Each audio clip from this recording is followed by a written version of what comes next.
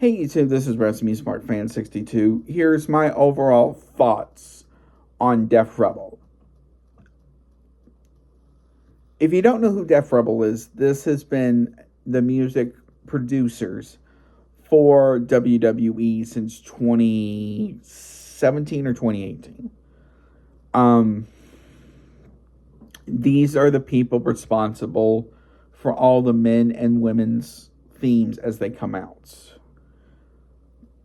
Unfortunately, the amount of winners they have produced is a lot less than the losers. The winners they've come up with have been stars like Roman Reigns with both his heel and his face theme. Bobby Lashley when he was with the company. A couple of Alexa Bliss's themes. I'm talking about the Fury, which she's currently using now, as well as Fight Me. The whole Evil Is Mine one is okay, but this was when she was kind of in that phase. And then Fight Me was when she's still spooky, but not really. So, but then if you look at the Rumble, if you look at any of those POVs of the Rumble and seeing how stars react, you're just like, oh. Or who is she again? Or who are they again? Stuff like that. So, for example, with Raquel Rodriguez, she came out, so her theme was like a Latin bass theme, I guess you could say. They're like, oh. And now, because she's part of Judgment Day, she comes out to this rap. You're like, huh? But Liv Morgan, who's also part of Judgment Day, came out to her theme. So, okay. Last Legends got somewhat of a pop. The only ones in the Rumble who got a pop, Julia got a decent pop, I should say, with her Def Rebel theme. The other one was Stephanie Vakor. Now, her theme, I'm not sure if it's Def Rebel or not, so keep that in mind. I've heard it is, but I've also heard it's not. So, but then also, a lot even of the men's themes are just like, okay. So, the only reason why men like CM Punk and Cody Rhodes, and there's someone else who get a decent pop is because they use third-party themes.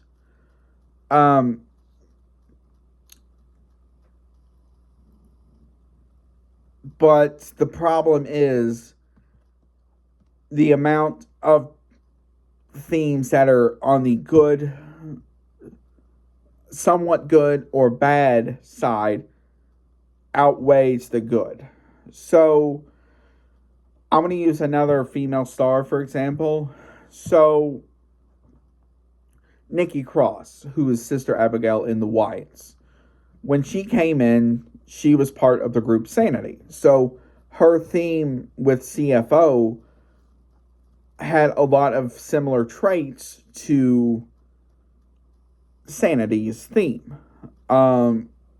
Nikki's, I will say, was a tad bit scarier.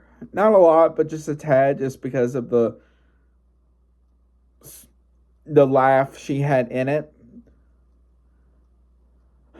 But then once Sanity broke up and she teamed with Alexa,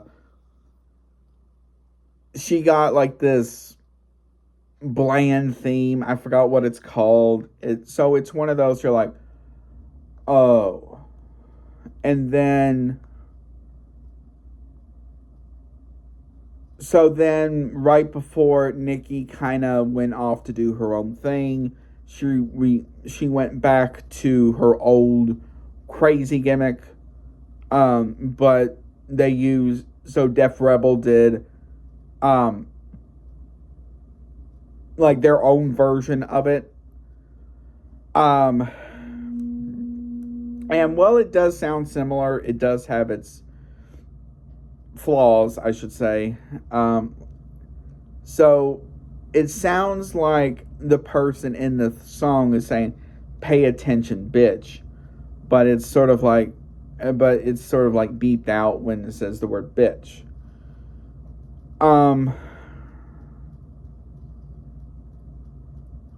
Now, other stars like Natalia have had their theme for so long that even the Def Rebel version sounds somewhat similar.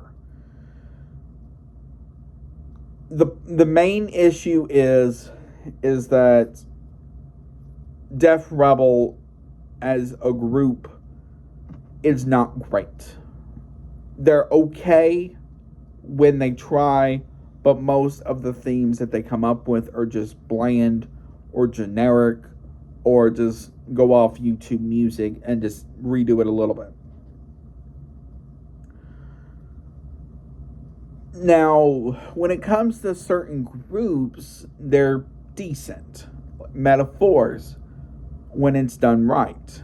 But if you have just Lash and Jakara, their themes are eh.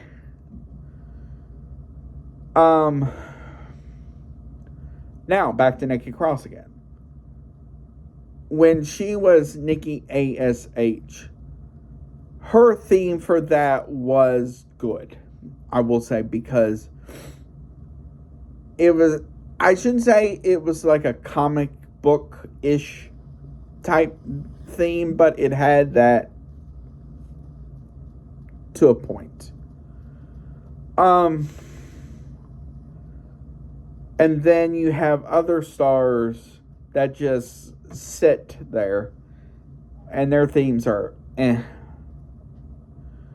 I would say this, the closest theme Def Rebel has come to that fits them perfectly, but the crowd doesn't do much when it comes to them, has been the Party Girls that just went over to SmackDown. The problem with the Party Girls are, the crowd doesn't do much with them, it seems like, compared to NXT.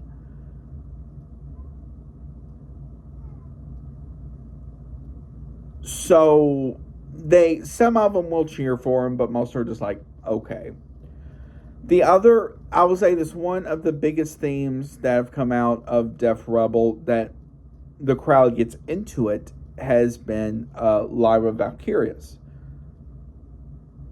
So there's this point where the crowd goes, woo! Not like a Charlotte type woo, but like that. The other one, but unfortunately, Def Rebel has been known to take themes of well-known wrestlers and remix it to a point. So going into Mania 39, I think it was, or 40, Randy Orton was supposed to get a theme by them, and Randy Orton heard it and is like, no. So you have stuff like that. And unfortunately, it's to an extent that there are multiple people wanting Def Rebel gone, and either WWE does deals with a third party to help, or have a music producer like Mikey Ruck. I hope I'm saying your name right. Mikey Ruckus over in AEW. Now, while all of his aren't perfect, they fit the character to an extent. The main thing is he talks with the character on the theme, where Def Rebel does not. If you I don't care if you're a fan of JD from New York or not. He did a video not long ago on talent wanting Def Rebel gone. The big thing about it is, because of that,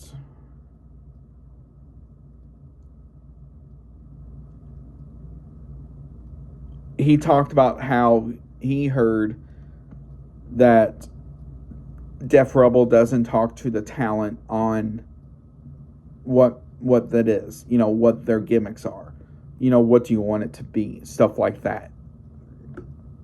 Now, I think the only thing they may hear is, here's the star, here's what their gimmick is, and that's really about it. Where if they would talk to him, they would be like, okay, what is your gimmick? What type of theme would you like? Stuff like that. Because unfortunately, and this is not just a WWE thing, most of wrestling's themes nowadays are very generic. Now, there are some that people love, but a lot of the themes nowadays are just kind of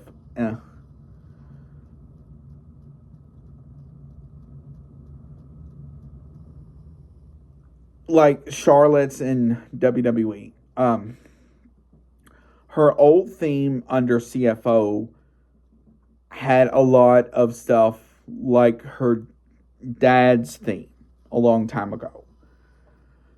But now it's more of like her dad's old theme mixed with electronic music.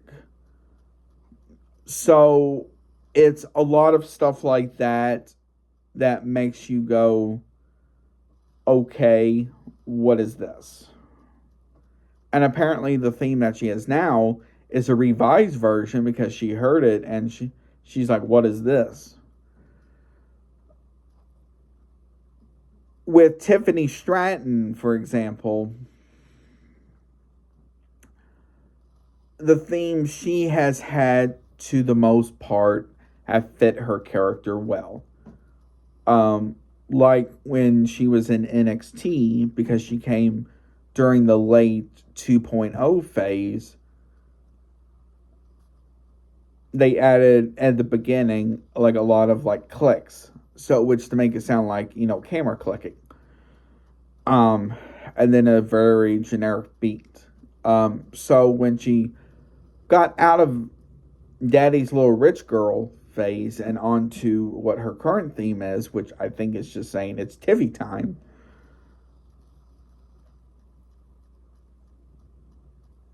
she says at the beginning, it's Tiffy time, and then it goes into not exactly a rap, but it's more like it's beat with her saying something.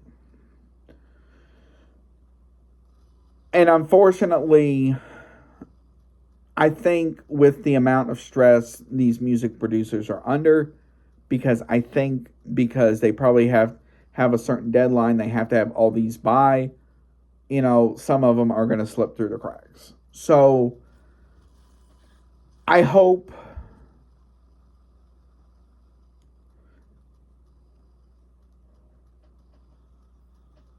that all of this can change, and so the themes can be a lot better.